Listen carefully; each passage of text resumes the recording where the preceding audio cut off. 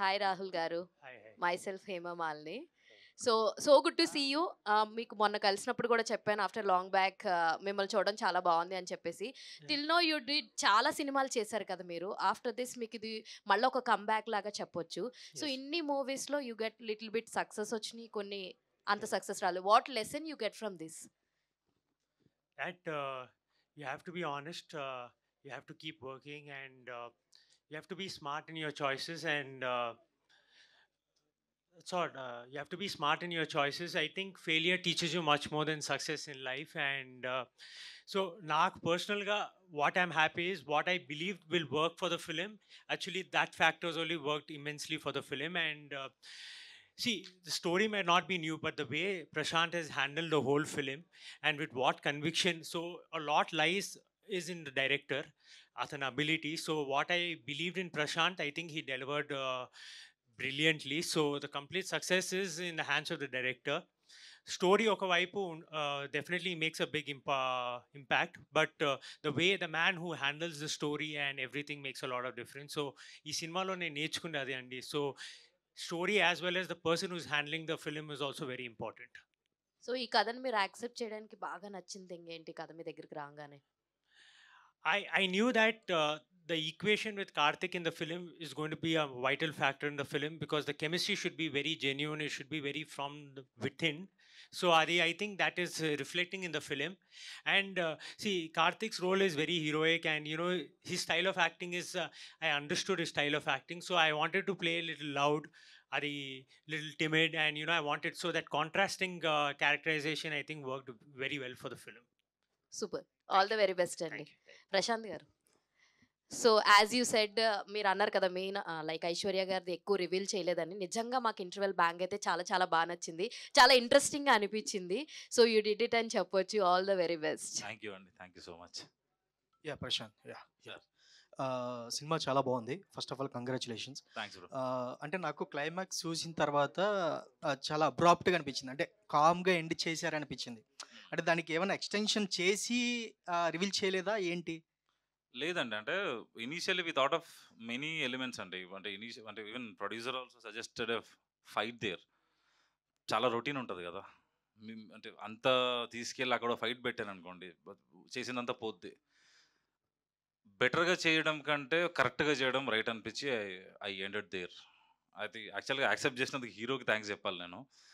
So అంటే that was my choice అండి. I wanted to end like that only because ఆ మూమెంట్కి when Ravishankar exposed, then the story was ended there. So there is no point me extending for any X factors.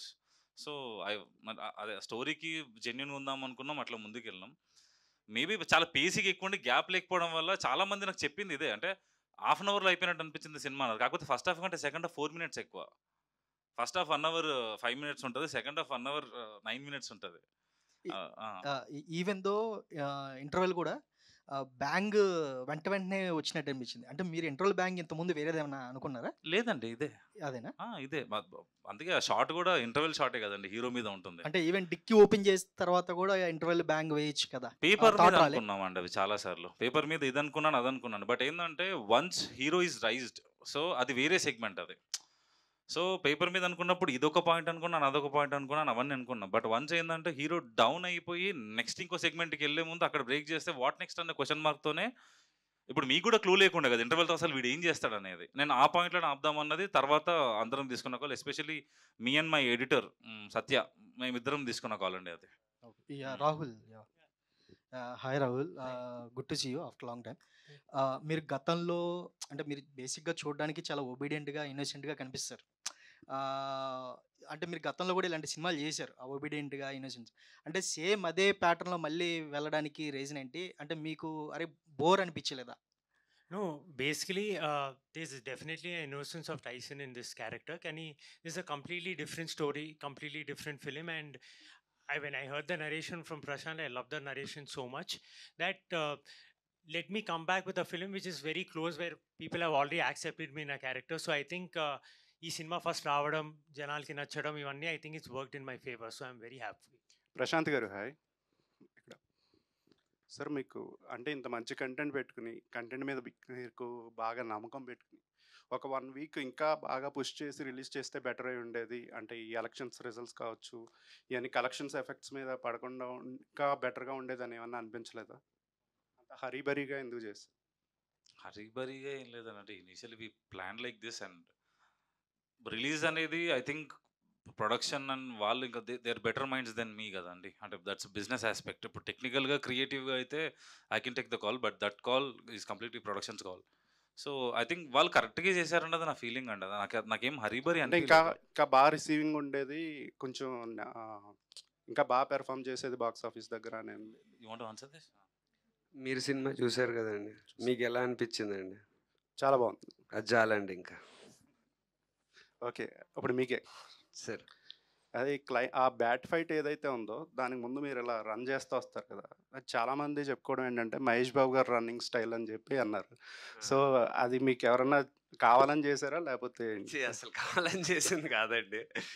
But అదే మీ అలా అనిపించిందంటే okay, I'm very happy. సిగ్గుపడుతున్నా in fact ఆనందంతో.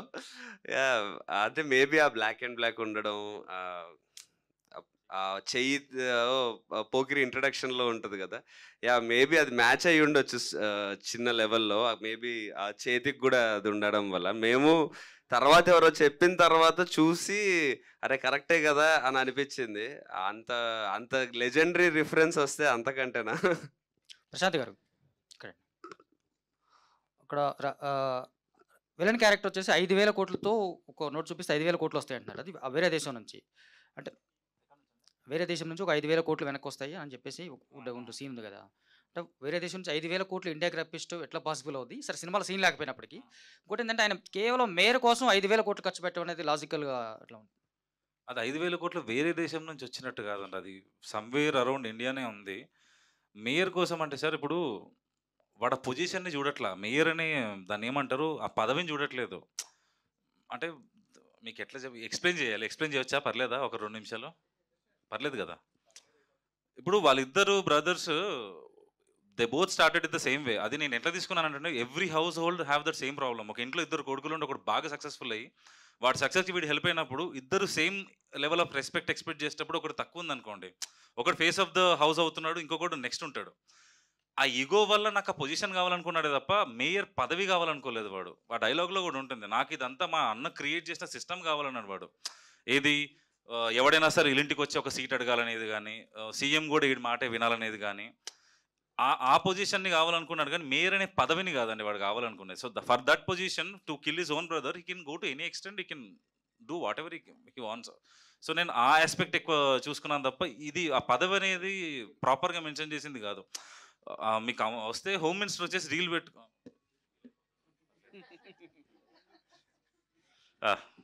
అయిపోయాక ఇద్దరు పక్కెళ్ళి మాట్లాడుకున్నారు, కెమెరాల ముందు వద్దు, మళ్ళీ నా స్టోరీ రివీల్ అవుద్ది.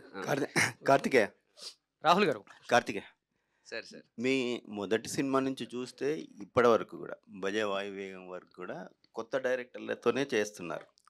అంటే ఏంటి ఆ రిస్క్ అనేది చాలా ఎక్కువ ఉంటుంది కొత్త డైరెక్టర్తో చేసినప్పుడు. అంతే మొత్తంలో రివార్డ్ కూడా వస్తుంది.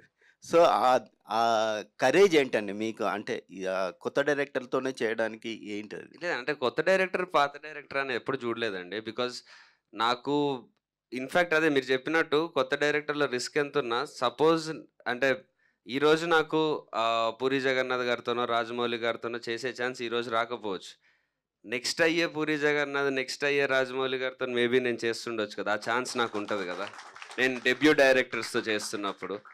సో నేను నా మ్యాక్సిమం అదే పిక్ చేసుకోవడానికి ట్రై చేస్తాను. అండ్ కొత్త డైరెక్టర్స్తో ఇంకొక మెయిన్ థింగ్ ఏముంటుందంటే వాళ్ళు ఫస్ట్ టైం ఎన్నో ఇయర్స్ నుంచి ఒక కథ ప్రిపేర్ చేసుకుంటారు. హిట్ అయ్యాక సెకండ్ సినిమాకి కొంచెం తక్కువ టైం ఉంటుంది. వాళ్ళ ఆశలన్నీ వాళ్ళ డ్రీమ్స్ అన్నీ ఫస్ట్ సినిమా మీద చాలా ఎక్కువ పెడతారు. వాళ్ళకి చాలా ఇంపార్టెంట్ అది లైఫ్లో. అండ్ ఫస్ట్ సినిమా హీరోని వాళ్ళు చాలా బాగా చూపిద్దామని వాళ్ళు చిన్నప్పటి నుంచి వాళ్ళు చూసిన హీరోలన్నింటినీ నా మీదే పెడతారు. సో అందుకే నేను ఫస్ట్ మూవీ డైరెక్టర్స్కి కూడా చాలా ప్రిఫర్ చేస్తాను. అండ్ వాళ్ళల్లో అంటే ఒక ఇంకా ఇండస్ట్రీలో నలగని ఒక ఇన్నోసెన్స్ ఉంటుంది, ఇంకా చెడిపోరు వాళ్ళు అప్పటికే. నువ్వు చెడిపోదు నిన్నే మాట్లాడలేను కానీ. సో దానివల్ల వాళ్ళతో పనిచేస్తున్నప్పుడు కూడా చాలా you know heart to heart connection కూడా చాలా బాగుంటుంది. అండ్ ఇద్దరం జెన్యున్లీ ఒకరికొకరం మంచి విష్ చేసుకుంటాం. సెట్లో ఎన్విరాన్మెంట్ కూడా చాలా బాగుంటుంది. సో దానికోసం అంటే ఎక్స్పీరియన్స్ డైరెక్టర్స్తో ఆబ్వియస్లీ అంటే మంచి డైరెక్టర్ ఛాన్స్ వస్తే నేనేం వదులుకోను. బట్ యా ఇప్పుడున్న స్టేజ్లో నాకు కొత్త డైరెక్టర్స్తోనే ఎక్కువ కంఫర్టబుల్గా ఉంది. టాప్ డైరెక్టర్తో ఎప్పుడు చేస్తారు? ఎప్పుడు పిలిస్తే అప్పుడు చేస్తాను సార్, నా చేతిలో ఏముంది అది. అంటే కొత్త డైరెక్టర్లో కొన్ని రిస్క్లు ఉంటాయండి. సో అవును. ప్రశాంత్తో సినిమా అనగానే ఆయనలో మీకు కనిపించిన రిస్క్ ఏంటండి? ప్రశాంత్ దగ్గర ప్రశాంత్ జాక్పాట్ రిస్క్ కాదు. ఎందుకంటే ప్రశాంత్ ఒక 2 రోజులు పనిచేస్తే అర్థమవుతుంది కొత్త డైరెక్టరే కానీ పాత డైరెక్టర్ స్కిల్ ఉందని. అంటే ఆల్రెడీ పాత అంటే నా ఉద్దేశం పాత అని కాదు, ఎక్స్పీరియన్స్డ్ డైరెక్టర్ ఏదైతే ఉందో ఆ స్కిల్ కానీ అది కానీ ఆల్రెడీ ఆ స్కిల్ అదంతా తనకు ఆల్రెడీ బాగుంది, సంపాదించుకున్నాడు. సో ఏ రోజు నాకు రిస్క్ లాగా అయితే ఎప్పుడు అనిపించలేదు.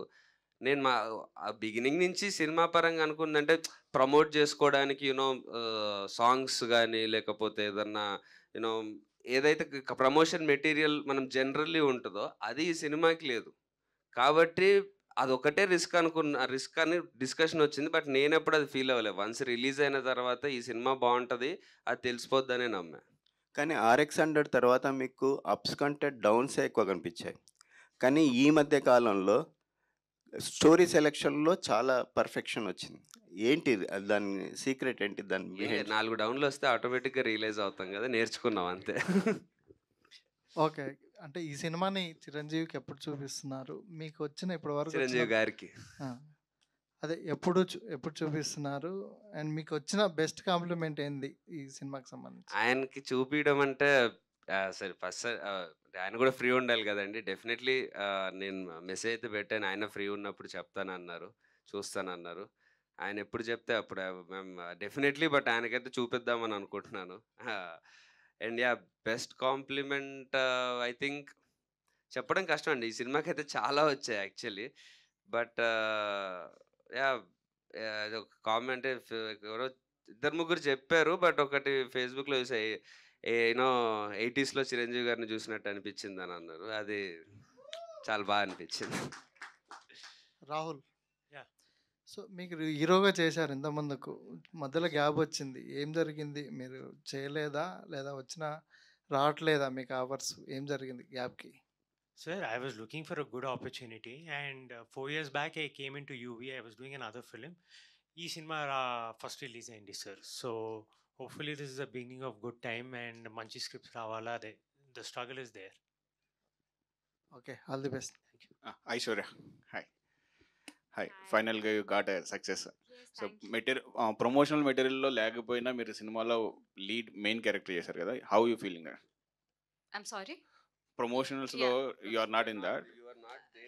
In the trailer. But in the movie you got a good role. Like how I feel really grateful, Andy. I know like what Prashant had for me and for the entire film. So only gratitude. And Prashant had the clarity from day one, Andy. So I just believed in Prashant. That's it. Karthikeya, hi sir. Hello అండి. So full సక్సెస్లో ఉన్నారు. So ఇప్పుడైనా అంటే ఇంకా కొత్త డైరెక్టర్లతో continue చేస్తారా లేదంటే repeat చేస్తారా? ఆ భూపతి ప్రశాంత్ కొత్త కాదు కదా, ప్రశాంత్ కొత్త కాదు కాబట్టి ఇప్పుడు రిపీట్ చేస్తారా? RX100 అజయ్ ఇప్పుడు కొత్త కాదు. యా టాక్స్ లో ఉన్నాము, చెప్తాను ఒకవేళ అజయ్తోనే ఎప్పుడు అంటే స్క్రిప్ట్ రావాలి కదండి, ప్రాపర్ స్క్రిప్ట్ సెట్ అవ్వడానికి. We're just waiting for it. అది అజయ్ నేను డిస్కస్ చేసి డెఫినెట్లీ అంతకంటే మళ్ళీ మా కాంబినేషన్ రావడం. సో ఇంకొకటి, మీరు అంటే ఒక హీరో మెటీరియల్ ఎంత ఇది ఉండి సినిమాలో సెటిల్గా చేశారు. అంటే కష్టాలు ఎక్కువ ఉన్నాయి. ఫస్ట్ హాఫ్ చూసుకుంటే మామూలు అన్ని కష్టాలు వెళ్తున్నాయి హీరోకి.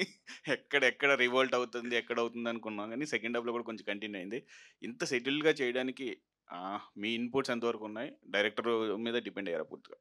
లేదండి, టోటల్గా ప్రశాంత్ మీదే డిపెండ్ అయ్యాను. బికాజ్ అంటే నేను యాక్టింగ్ పరంగా కాదు, ఎమోషన్ పరంగా ప్రశాంత్ మీద డిపెండ్ అయ్యాను. బికాజ్ ఇది ఇక్కడ అంటే ఒక ఫస్ట్ డే 1-2 days షూట్ చేసే టైంలో నాకు ఏ క్యారెక్టర్ అయినా సరే దాని మీటర్ ఏంటి, అది వాడు అంటే ఏడ్చినా ఎంత లెవెల్లో ఏడుస్తాడు, కోప్పడినా ఏ లెవెల్లో కోప్పడతాడు అని. ఈ సినిమాలో ఎక్కువ చేయడానికి ఎందుకు లేదు మెయిన్ రీజన్ అంటే ఓవర్గా ఎక్స్ప్రెషన్ ఎక్కువ పెట్టడానికి. తను చాలా మోస్తుంటాడు ఈ సినిమాలో. ఫాదర్ది తనకు ముందు నుంచే తెలుసు సిచ్యువేషన్ ఏంటని. సో అది మోస్తుంటాడు, తన కెరియర్ది. అండ్ లాట్ ఆఫ్ రెస్పాన్సిబిలిటీస్తో ఉన్న క్యారెక్టర్. యూనో ఎక్కడ తనకి ఫ్రీగా ఏదైనా చేసేసి ధైర్యంగా చేసేస్తా అనేటట్టు లేదు. ఎందుకంటే తనకి వేరే సినిమాలో మీరు చూశారు కదా, అన్ని ప్రాబ్లమ్స్ మధ్యలో he can't take a risk to you know గట్టి గట్టిగా అరిచేయడానికి చేయడానికి కాదు. సో ఆ క్యారెక్టర్ ప్రకారం ఇలా చేయడమే 100% కరెక్ట్ కాబట్టి అదే మీటర్లో చేశాం. Good and all the best. Thank you. Prashant, all the best. We're expecting big films. Aishwarya Menon gar, hi. Hi. So this is second movie for you. So how you enjoying the success actually? I'm so happy. The success is like a beautiful feeling, and I'm so grateful that all of you liked our film and gave great reviews for our film. Unanimously, everyone liked the film. I think pure gratitude.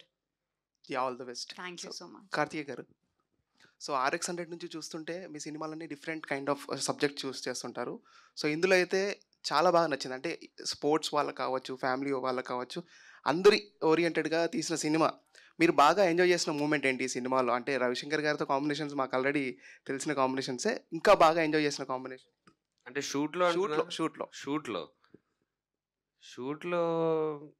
అంటే మేము mostly enjoy చేసేటోళ్ళం. ఎందుకంటే down the line మేము మాకైన ఫ్రెండ్షిప్కి దానికి ఇక last మేము climax ఎప్పుడు shoot చేసాడంటే 30 hours కంటిన్యూస్గా shoot చేసి ముందు రోజు పొద్దున ఎప్పుడో పిలిచి నెక్స్ట్ రోజు మధ్యాహ్నం పెట్టాడు ఆ షాట్.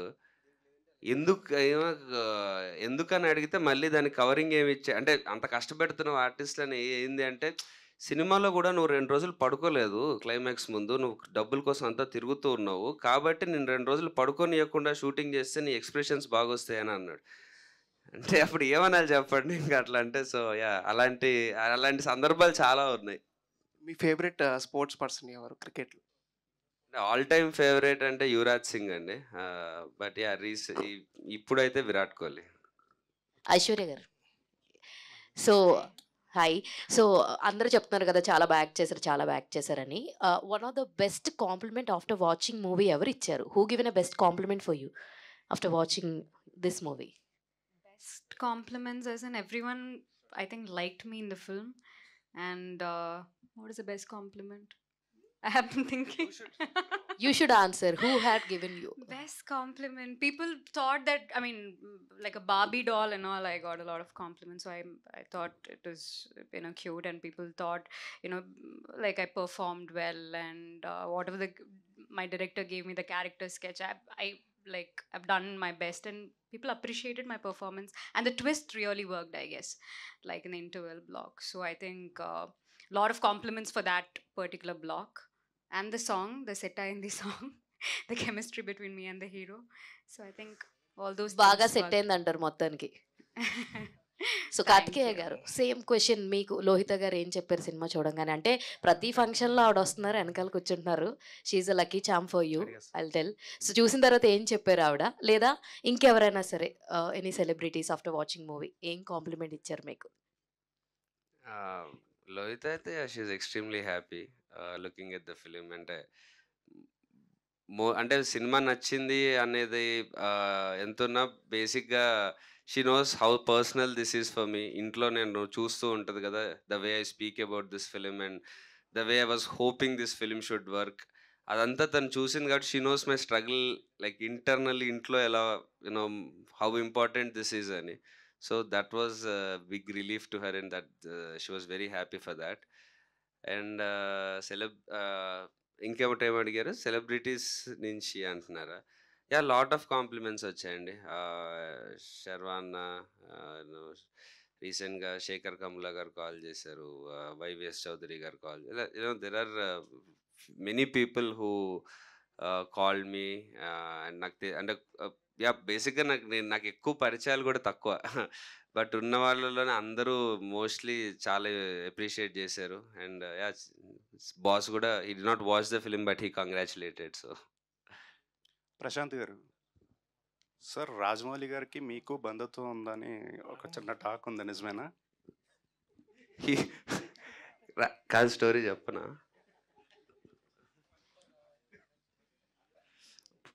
బంధుత్వం ఏం లేదు సార్ నాకు ఆయనకి.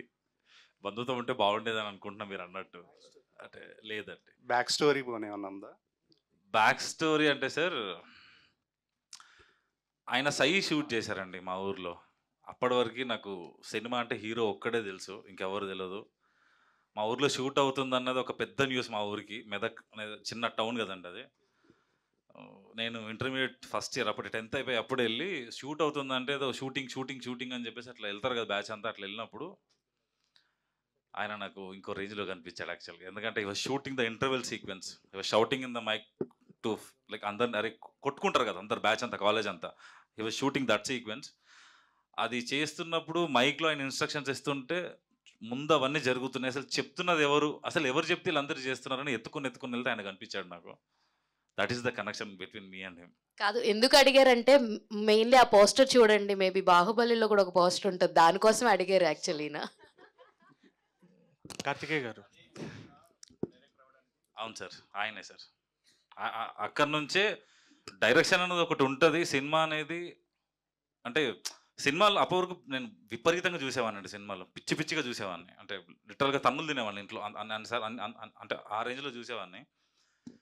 సినిమా చెయ్యొచ్చు అన్న ఆ థాట్ అనేది ఆయన చూస్తేనే వచ్చింది నాకు. ఎందుకంటే సినిమాని ఓహో డైరెక్టర్ అనే ఒక అతను సినిమా చేస్తాడన్నది అప్పుడు నాకు అర్థమైంది. అప్పటి నుంచి చేద్దామన్న జర్నీ స్టార్ట్ ఇక్కడికి వచ్చింది అది. కార్తికేయ గారు. కార్తికేయలో రాహుల్లో ఈయన అన్నని ఎందుకు పెట్టాలనిపించింది? ఎందుకంటే నాకు ఆయనే పెద్దగా అనిపించాడు వీనకంటే. అన్నని ఎందుకు పెట్టాలంటే నాకైతే అంటే స్క్రీన్ ఏజ్ ప్రకారం అయితే ఆయన కొంచెం పెద్ద కదండి కార్తికేయ కన్నా. కార్తికేయ చిన్నోడు. ఇప్పుడు ఆయనది హ్యాపీ డేస్ వచ్చినప్పుడు మనోడు 7th 8th ఉండే అప్పుడు. లుక్ వైజ్ ఆయన అన్న ఆయన తమ్ముడు అంటే ఏం లేదు సార్, ఇంట్లో ఒక కొడుకున్న తర్వాత ఇంకొకరిని తీసుకొచ్చినప్పుడు అతను ఫాదర్ ఇచ్చిన మాట అండి అది అంతే. ఫాదర్ ఏమన్నాడు, వాడు నా దోస్తు కొడుకు అయితే నేను ఆలోచిస్తుండే, వాడు నా చిన్న కొడుకు సార్ అంటాడు. వాడిని క్రికెట్ ఎంకరేజ్ చేసినప్పుడు నీ రేంజ్కి దాటి ఎందుకు ఎంకరేజ్ చేస్తున్నావు వాడిని అని ఒకడు సలహా ఇచ్చినప్పుడు, నీ ఫైనాన్షియల్ స్టేటస్ దాటి ఎందుకు చేస్తున్నావు అంటే, వాడు బయట అంటే నేను ఆలోచిస్తుంటే వాడు నా చిన్న కొడుకు అంటాడు. అంటే ఆల్రెడీ ఇంకో కొడుకు వచ్చిన తర్వాత ఇంకో కొడుకు వస్తే వాడిని చిన్న కొడుకు అనే ఆస్పెక్ట్లో వీడి చిన్నోడు అన్నట్టు అట్లా కథ ప్రకారం వచ్చింది తప్ప నేను లుక్ ప్రకారం నేను అది చేసింది కాదు సార్. అది తనిఖీల వారిని పాయింట్ ఆఫ్ వ్యూలో వీడి చిన్న కొడుకు అంతే. కార్తికేయ గారు హియర్ చిరంజీవి గారి మూవీ సెట్లో పవన్ కళ్యాణ్ గారు చిరంజీవి గారిని మీట్ అయ్యి హనుమంతుడి దగ్గర ఫోటో దిగారు. యాజ్ వెల్ యాజ్ మీకు అది రిపీట్ అయింది. ఇక్కడ ఇద్దరితో పోలిస్తే ఆ పవన్ కళ్యాణ్ గారు సక్సెస్ కొట్టారు, మీరు సక్సెస్ కొట్టారు. అంటే మీకేమన్నా ఆ భగవంతుడు హనుమాన్ ఆశీస్సులు ఏమన్నా ఉన్నాయా? దేర్ ఈజ్ ఎ కనెక్షన్ అన్నట్టు అనిపిస్తుంది మాకు. వాట్ నేను అదే నిన్న ట్వీట్ చేశాను అండ్ ఇన్స్టాగ్రామ్లో కూడా పెట్టాను. Both of us started winnowing here అని.